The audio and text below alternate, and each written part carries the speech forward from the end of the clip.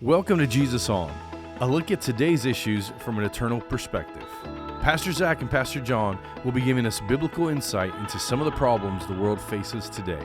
Sit back and listen as we hear Jesus on the problems you're dealing with right now. Hey, I'm Pastor John, and this is Pastor Zack from the Mission Church here in Issaquah. And we're doing a series on Jesus on various things. And today we're talking about Jesus on Sabbath.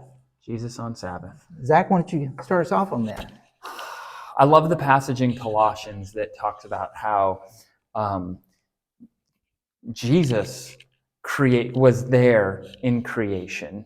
All things were created by Jesus, for Jesus. And so we are introduced to the Sabbath on page 2 of the Bible, in Genesis chapter 2, verse 1. And there's so much here to glean. I'll just kind of name a few things. One, when Jesus is creating, the Sabbath is a 24-hour day. It is an actual day. The Sabbath is built into the fabric of creation. It's as if we are created to rest, which I think we get, right? Like you can pull an all-nighter, 1 or 2, maybe 3 nights in a row, but at some point, your body just is going to shut down. God created us where we need rest. We were created to take a day and rest. Here's one of the things that I think is so beautiful is in creation, God creates all of the animal kingdom, and then he has this like command and almost this blessing where he says, "Be fruitful and multiply." It's kind of a benediction of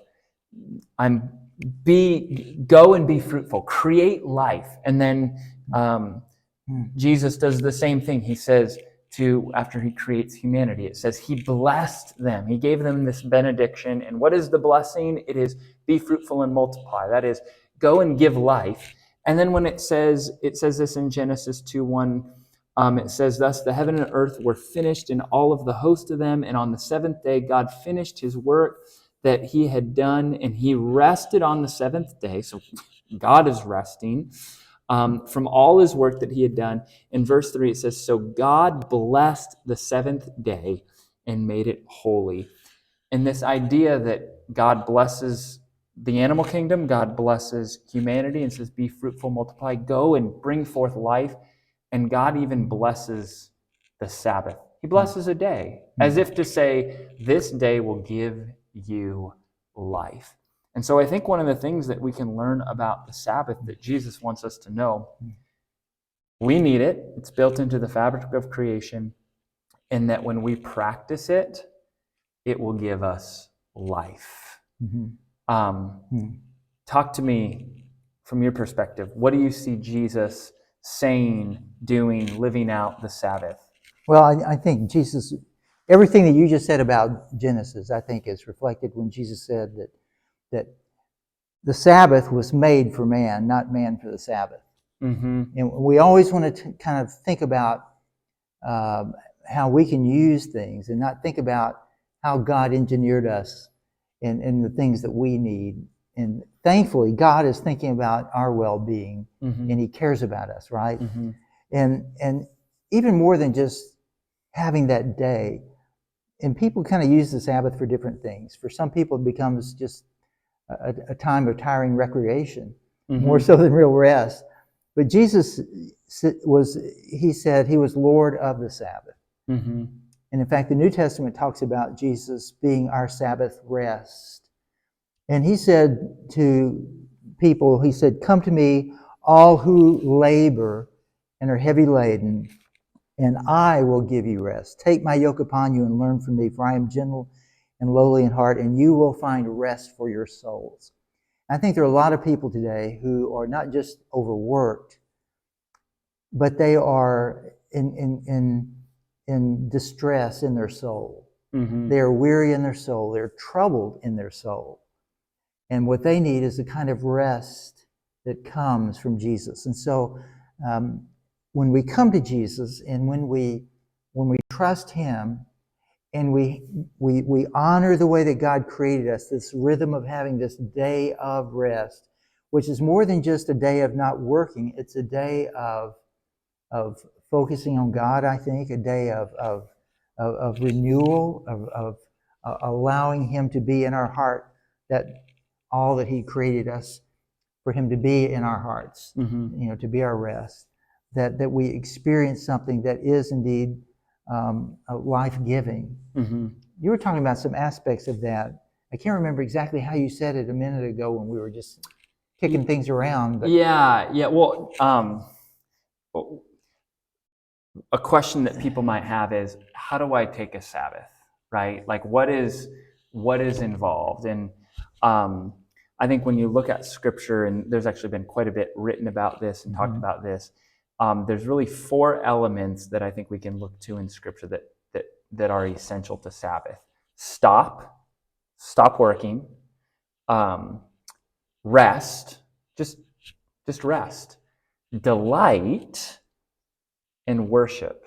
Stop, rest, delight, worship. You take out any one of these components, and I think you are missing out on the fullness of what Sabbath is meant to be. It's not just a day off. now, what do you mean by delight? I can track with the other 3 pretty intuitively, but when you say delight, what specifically is that talking about? Well, I think it goes back to God blessed the Sabbath. This is a day that's meant to give you life. So I think delight, I think celebrate. I think here's what it looks like for me. I try to eat a really good meal. Our dinner on our Sabbath, we try and eat a really good meal. I like good food, or a dessert. So that's, or the other thing is do something fun, do something you enjoy. And so I really enjoy activities. So I enjoyed running, I enjoyed biking. And so if I'm able to, I'll go for a run, mostly on my treadmill, or something along those lines. So that's what I mean by delight. Okay, that's good. So it's not something that's burdensome, but it's a kind of recreation. It's a kind of activity that is delightful in a sense that it kind of feeds your gives you soul. life. Yeah, It gives you. Well, I think it's helpful because man was not made for the Sabbath. The Sabbath was made for man. It's supposed to be this gift, and so maybe what Sabbath is for you is going to look a little bit different. Now, I think there's going to be some similarities, like, hey, this should be a day where worship is involved in it. But I think, you might say yours has to do with gardening. Maybe not. Maybe that is not delightful. But some people would say gardening. I'm like, that's not very delightful for me. So let me ask you this. What does a Sabbath day look like for you? Well, I think one aspect of Sabbath is trusting God, because to take a day, whether it's from your vocational work that you're doing, to earn a living, or maybe sometimes just laying down the burden of just personal responsibilities, to say, I'm going to trust God. I think about those few businesses that don't open on, let's say, a Sunday, that they choose to say, we're going to give our employees one day a week off. And I'm sure that's at some sacrifice for what they could make in regarding the profit of their business. But to say at some point, I'm going to trust God, and I'm going to enjoy a day of rest, and I'm not going to worry about what I'm giving up to do this. I'm going to trust God to provide for me. And so one facet of a Sabbath for me is it's an opportunity just to express, God, you are God. You're in control of things. I can trust you, and I'm going to take my hand off the wheel and just enjoy today, not carrying the burden of feeling responsible for everything in the world, and let you be God. And it kind of recenters us and reminds us that there really is a God who is present and at work in our world and our lives, and we can trust Him. Yeah. And so one aspect for me is just a day to realize, God's got this. Mm-hmm. And I can relax today and trust him and just rest. Mm-hmm. Mm-hmm. So that's more of a attitude than maybe an action for enjoying the Sabbath. Well, I think that's a really good point. I think in a way it's got to start with attitude, right? Because if you don't have the right attitude, I mean, wasn't that the problem of the religious leaders of that day? Their attitude towards the Sabbath completely missed the point, and Jesus is trying to get this across to them. So, I for a word of application, I wonder how many of you listening or watching, you have a day where you can rest. It can be a Sabbath where you stop and you rest and you delight and you worship, having that as a component.